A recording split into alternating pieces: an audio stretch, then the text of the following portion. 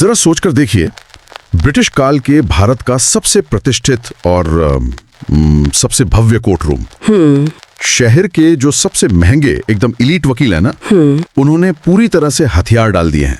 मतलब वे एक निर्दोष इंसान को फांसी के फंदे से बचाने की जहमत उठाने से भी डर रहे हैं। बिल्कुल खौफ खा रहे हैं वो लोग। हाँ, और वो अकेला व्यक्ति जो आगे चलकर इस पूरी की पूरी ब्रिटिश न्याय प्रणाली को उसी के बुने हुए जाल में फंसाकर घुटनों पर लाने वाला है। और मजे की बात यह है कि उसे उस अदालत की इमारत के अंदर बैठने तक की इजाजत नहीं है। सही कहा। तो आज की हमारी ये गहन चर्चा इसी अकल्पनीय ऐतिहासिक घटना पर आधारित है। तो और मैं बता दूं, ये कोई मनगढ़ंत कहानी नहीं है। जी नहीं, बिल्कुल नहीं। ये एक मास्टर क्लास है कि कैसे शुद्ध कानूनी तर्क और एक तरह की असीम एकाग्रता की मदद से सत्ता के गुरूर को तोड़ा जा सकता है। बिल्कुल। और मैं कहूंगी कि ये वाकया सिर्फ इतिहास का एक पन्ना नहीं है, ये सत्ता, मनोविज्ञान और देखिए न्याय के काम करने के तरीके का एक बहुत ही गहरा अध्ययन है। ये हमें ये समझने पर मजबूर कर देता है कि जब पूरी व्यवस्था आपके खिलाफ खड़ी हो, तब भावनाएं नहीं बल्कि व्यवस्था की तकनीकी खामियां ही आपका सबसे बड़ा हथियार बनती हैं। और आज का हमारा मिशन भी ठीक यही समझना है। मतलब हमें उस पूरी प्रक्रिया की गहराई में जाना है कि कैसे डॉक्टर भीमराव अंबेडकर ने एक ऐसे केस में जिसे 100% हारा हुआ मान लिया गया था, बिना किसी भावुक अपील के सिर्फ कानून की किताब के दम पर ब्रिटिश हुकूमत को झुका दिया। एक हारी हुई बाजी को पलट दिया। तो चलिए हम मुंबई हाईकोर्ट के उस दौर में चलते हैं। अपने दिमाग में उस दृश्य को लाइए। महोगनी की लकड़ी का शानदार फर्नीचर, ऊंची छतें और हर तरफ बड़े बड़े अंग्रेज बैरिस्टर और रईस भारतीय वकील। और ये वे भारतीय वकील थे जो हर तरह से अंग्रेजों की नकल करने की कोशिश करते थे। बिल्कुल। माहौल पूरी तरह से एलीट और विशेषाधिकार से भरा हुआ था। तभी बारूम के दरवाजे से एक युवक अंदर आता है, साफ सुथरा सूट और हाथ में कानून की भारी किताबों का बंडल। ये डॉक्टर भीमराव अंबेडकर हैं, जो कोलंबिया और लंदन जैसे दुनिया के सर्वश्रेष्ठ संस्थानों से पढ़कर लौटे हैं। लेकिन स्रोत के अनुसार उस कमरे में उनके लिए कोई सम्मान नहीं था। सम्मान तो दूर की बात है, वहां एक बहुत ही गहरा सामाजिक तिरस्कार था। देखिए, हमें ये समझना होगा कि उस समय का कानूनी पेशा सिर्फ न्याय के लिए नहीं था। तो क्या था? वो एक एक्सक्लूसिव क्लब था जो सत्ता को कुछ खास वर्गों तक सीमित रखने के लिए ही बनाया गया था। जब डॉक्टर अंबेडकर उस कमरे में दाखिल हुए तो उनकी वो जो डिग्रियां थीं, वे उन एलीट वकीलों के लिए एक सीधा खतरा थीं। अच्छा, मतलब एक तरह की इनसिक्योरिटी। हाँ, बिल्कुल। और शायद यही वजह थी कि शहर के सबसे महंगे वकील मिस्टर चटर्जी ने उन्हें देखते ही वो क्रूर तंज कसा। स्रोत में लिखा है कि उन्होंने सिगार का धुआं उड़ाते हुए कहा कि विदेशी डिग्रियां ले लीं लेकिन अपनी महार जाति भूल गए। तुम्हारी जगह बाहर चबूतरे पर है। बहुत ही अपमानजनक था वो। वाकई। और हद तो तब हो गई जब वहां मौजूद एक अंग्रेज वकील ने भी इसका समर्थन कर दिया और कहा कि इन्हें सीढ़ियों के पास भेज दिया जाए। मतलब ये तो ऐसा हुआ कि आपके पास दुनिया की सबसे जरूरी और खुफिया जानकारी हो, लेकिन सिक्योरिटी गार्ड आपको बिल्डिंग में इसलिए ना घुसने दे क्योंकि उसे आपके कपड़े या आपका बैकग्राउंड पसंद नहीं है। बिल्कुल सही एनालॉजी है। और यहाँ सबसे आकर्षक बात यह है कि डॉक्टर अंबेडकर इस अपमान को किस तरह से प्रोसेस करते हैं। हाँ, उन्होंने क्या किया? देखिए, अगर कोई साधारण व्यक्ति होता तो वो इस अन्याय पर चीखता, चिल्लाता या फिर हताश होकर घर लौट जाता। लेकिन उनकी आंखों में गुस्सा नहीं बल्कि एक अजीब सी शांति थी। शांत रहे वो। हाँ, उन्होंने बस इतना कहा कि डिग्रियां किसी की बपौती नहीं होती और न्याय की देवी की नजर में सीढ़ियों की धूल और मखमली कुर्सियों में कोई फर्क नहीं होता। और जानते हैं, वे सचमुच बाहर गए और एक पेड़ के नीचे दरी बिछाकर अपना काम शुरू कर दिया। कमाल है। मतलब उन्होंने गार्ड से लड़ने के बजाय पार्किंग लॉट में ही अपना कमांड सेंटर बना लिया। हाँ, ठीक वैसा ही। हाँ। लेकिन उन एलीट वकीलों को अपनी जिस ताकत और पहुंच पर इतना गुरूर था ना, वो ताकत असल में कितनी खोखली थी, ये बात कहानी के अगले हिस्से में साफ हो जाती है। ठीक है, आइए इसे थोड़ा विस्तार से समझते हैं। बिल्कुल। उसी शहर में ठाकुर भवानी सिंह नाम के एक बहुत बड़े जमींदार रहते थे। उनके इकलौते बेटे विक्रम पर एक अंग्रेज अफसर की हत्या का आरोप लग जाता है। विक्रम ने असल में उस अफसर की क्रूरता का विरोध किया था, जिसका बदला लेने के लिए पुलिस ने झूठे गवाह और मनगढ़ंत सबूत तैयार कर लिए। एक पूरा जाल बिछा दिया गया। हाँ, और निचली अदालत ने उसे फांसी की सजा सुना दी है और फांसी में सिर्फ 7 दिन बचे हैं। ठाकुर भवानी सिंह बंबई के इन्हीं महंगे वकीलों के पास भागते हैं। वो उन वकीलों के पास एक पिता की पूरी हताशा और बेबसी के साथ पहुंचते हैं। लेकिन यहाँ मुझे एक बात पर थोड़ा रुककर सवाल पूछना है। जी पूछिए। स्रोत में स्पष्ट लिखा है कि ठाकुर भवानी सिंह के पास अथाह दौलत थी और उन्होंने इन वकीलों के सामने दौलत के ढेर लगा दिए थे। अब हम सब जानते हैं कि उस दौर के और शायद आज के भी एलीट वकील पैसों के लिए किस हद तक जा सकते हैं। हाँ ये तो है। तो फिर उन्होंने ये केस क्यों नहीं लिया? मेरा मतलब है वे पैसे लेकर कम से कम अदालत में खड़े होने का दिखावा तो कर ही सकते थे। हाँ, दिखावा ही कर लेते। ये एक बहुत ही शानदार सवाल है और मैं कहूंगी कि यहीं से उस समय की ब्रिटिश व्यवस्था का असली चेहरा सामने आता है। मिस्टर चैटर्जी और बाकी वकीलों ने वो केस इसलिए नहीं ठुकराया क्योंकि वे व्यस्त थे या उन्हें दिलचस्पी नहीं थी। फिर क्यों? उन्होंने केस इसलिए ठुकराया क्योंकि वे डरे हुए थे। जो इस अंग्रेज अफसर की हत्या हुई थी ना, उसके सीधे संबंध लंदन के उच्च अधिकारियों से थे। अच्छा। उस समय के ब्रिटिश भारत में ऐसे किसी मामले में पैरवी करने का मतलब था सीधे ब्रिटिश ताज से दुश्मनी मोल लेना। बाप रे, मतलब ये सिर्फ एक मर्डर ट्रायल नहीं था। Yes. ये हुकूमत की नजर में एक तरह का राजद्रोह था। बिल्कुल। उन भारतीय वकीलों को अच्छे से पता था कि अगर उन्होंने इस केस में हाथ डाला तो उनका लाइसेंस रद्द हो सकता है, उनकी संपत्तियां जब्त हो सकती हैं और उनका वो पूरा का पूरा जो इलीट क्लब है रातों रात खत्म हो सकता है। समझ रहा हूँ। ये घटना साबित करती है कि सत्ता के उस अदृश्य खौफ के आगे उनकी डिग्रियां, उनका पैसा और उनका रुतबा सब कुछ बेमानी था। जब सच में सिस्टम से टकराने की बारी आई ना, तो उनकी सारी हैकड़ी एकदम से गायब हो गई। ये तो सत्ता का एक बहुत ही डरावना सच है। और फिर वही मिस्टर चटर्जी अपनी क्रूरता में एक और इजाफा करते हैं। वो लाचार ठाकुर भवानी सिंह से कहते हैं कि हम तो हार मान चुके हैं, बाहर पेड़ के नीचे बैठे उस अछूत वकील के पास जाओ। उनका मकसद तो मजाक उड़ाना था। हाँ, मजाक ही था। लेकिन ठाकुर भागते हुए डॉक्टर अंबेडकर के पास जाते हैं और उनके पैरों में गिरकर अपनी सारी संपत्ति उनके नाम करने की पेशकश करते हैं। और यहाँ हमें डॉक्टर अंबेडकर के सिद्धांतों की गहराई देखने को मिलती है। वे उस दौलत को पूरी तरह ठुकरा देते हैं। वे स्पष्ट करते हैं कि उनकी लड़ाई पैसों के लिए नहीं है, बल्कि उस अन्याय के खिलाफ है जो एक निर्दोष को फंसा रहा है। ये बात वाकई दिल को छू लेने वाली है। मतलब ये किसी रेगिस्तान में भटकते इंसान को प्यास बुझाने के लिए एक ऐसी नदी मिल जाने जैसा है जिसे बाकी सबने नजरअंदाज कर दिया था। बिल्कुल सही। लेकिन असली काम तो अब शुरू होता है। हाँ, और इसके बाद जो होता है वो मेरे हिसाब से इस पूरी चर्चा का सबसे अहम हिस्सा है।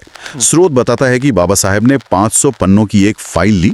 ये पूरी तरह से अंग्रेजी में टाइप की गई पुलिस फाइल थी और उन्होंने लगातार 3 दिन और 3 रात बिना सोए उस फाइल का अध्ययन किया। वाह। अब जरा सोचिए, जो लोग हमें सुन रहे हैं वो भी जरा सोचें। 500 पन्नों की पुलिस फाइल पढ़ना कोई उपन्यास पढ़ने जैसा तो है नहीं। अरे बिल्कुल नहीं, बहुत उबाऊ होता है वो। हाँ, इसमें बोरिंग पोस्टमार्टम रिपोर्ट, गवाहों के उलझे हुए बयान, पुलिस की केस डायरी, तारीखें और समय का ब्यौरा होता है। ये दिमागी तौर पे बहुत ज्यादा थका देने वाला काम है। यही वो बिंदु है जहां एक सामान्य वकील और एक असाधारण कानूनी दिमाग का फर्क नजर आता है। देखिए, जब आप एक ऐसी व्यवस्था के खिलाफ लड़ रहे हों जो पहले से ही आपके मुवक्किल को मारने का फैसला कर चुकी है, तब आप सतही तौर पे बहस करके जीत ही नहीं सकते। तो फिर कैसे जीत सकते हैं? और बुने गए जाल में एक ऐसा सुराग ढूंढना होता है जो उन्होंने खुद अनजाने में छोड़ दिया हो। 3 दिन और 3 रातों की वो एकाग्रता असल में उसी सुराग को खोजने की तपस्या थी। और तीसरी रात को उन्हें वो कानूनी खामी मिल गई जिसे मिस्टर चटर्जी जैसे वकील अपने अहंकार में देख ही नहीं पाए। यहाँ से बात सच में बहुत दिलचस्प हो जाती है। अब हम पहुंचते हैं अदालत के उस क्लाइमैक्स पर।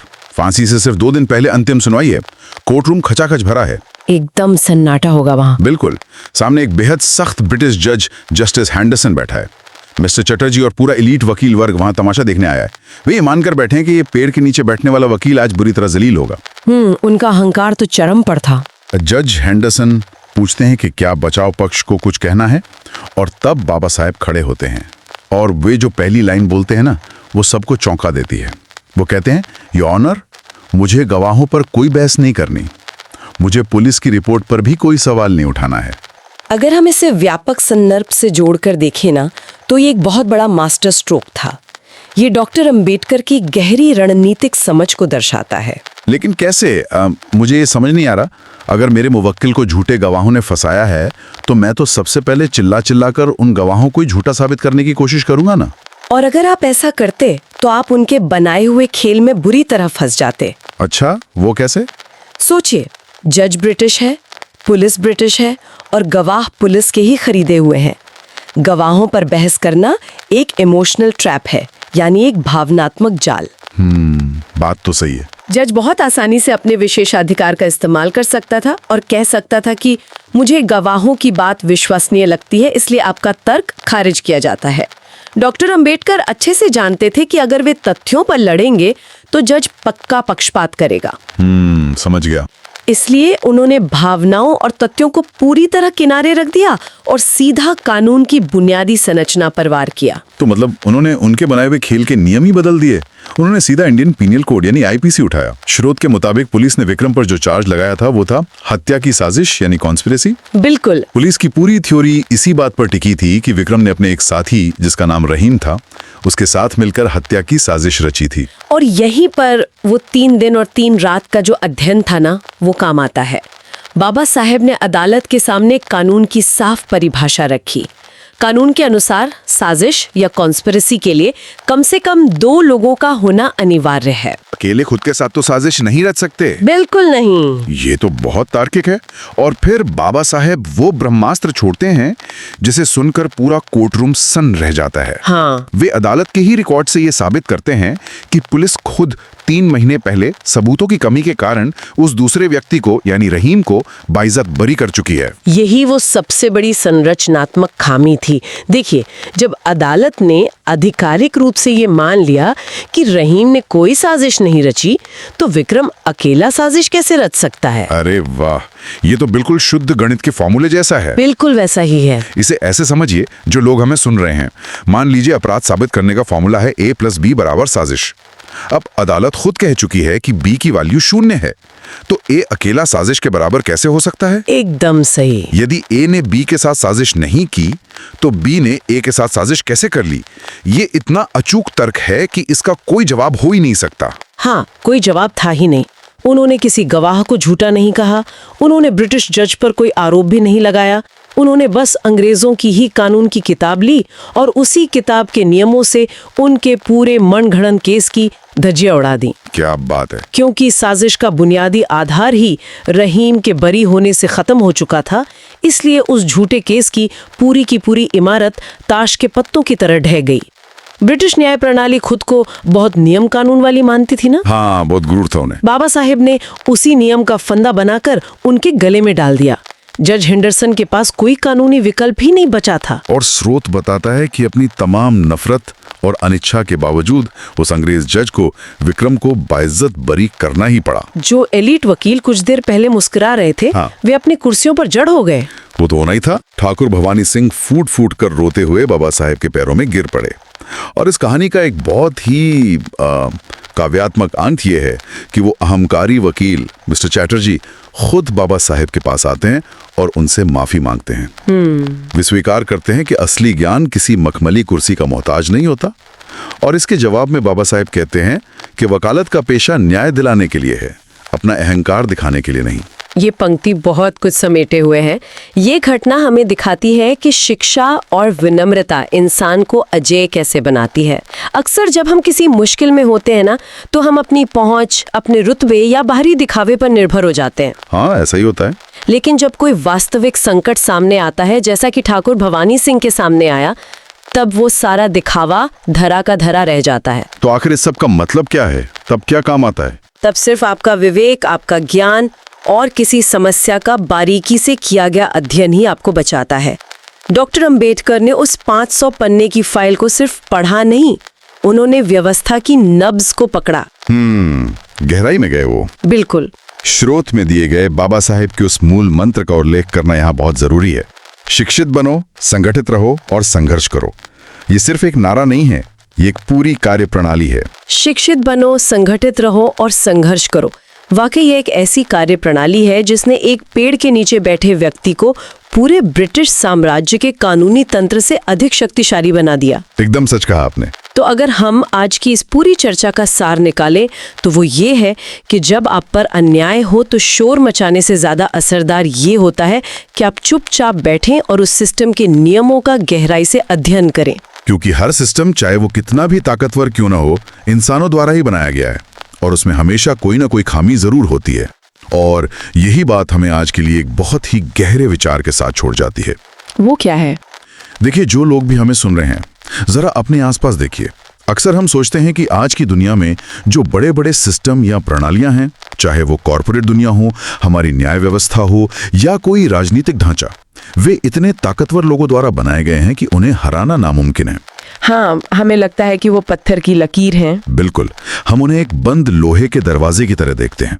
लेकिन आज की यह चर्चा हमें सोचने पर मजबूर करती है कि आधुनिक दुनिया में हमारे आसपास ऐसे और कितने शक्तिशाली सिस्टम हैं जो ऊपर से देखने में तो एकदम अभेद्य लगते हैं। हाँ, लेकिन अगर उनके ही बनाए नियमों का बारीकी और गहराई से अध्ययन किया जाए तो क्या उनमें भी वैसी ही संरचनात्मक खामियां या स्ट्रक्चरल लूपहोल्स नहीं मिल सकते? ये एक बहुत ही प्रासंगिक सवाल है। मेरा मानना है कि शायद वो खामी हमेशा से वहीं मौजूद होती है, बस उसे देखने के लिए एक सही नजरिए की जरूरत होती है। बिल्कुल, शायद किसी भी अन्यायपूर्ण सिस्टम को घुटनों पर लाने के लिए उस लोहे के दरवाजे को पीटने की जरूरत ही नहीं है। बस जरूरत है उस 500 पन्ने की फाइल को बिना थके पढ़ने वाले नजरिए की और उस एक पेज को ढूंढ निकालने की जिसे सिस्टम ने अनजाने में ढीला छोड़ दिया है। इसी विचारोत्तेजक सवाल के साथ हम आज की इस गहन चर्चा को यही विराम देते हैं। गहराई में जाते रहिए और सवाल पूछते रहिए।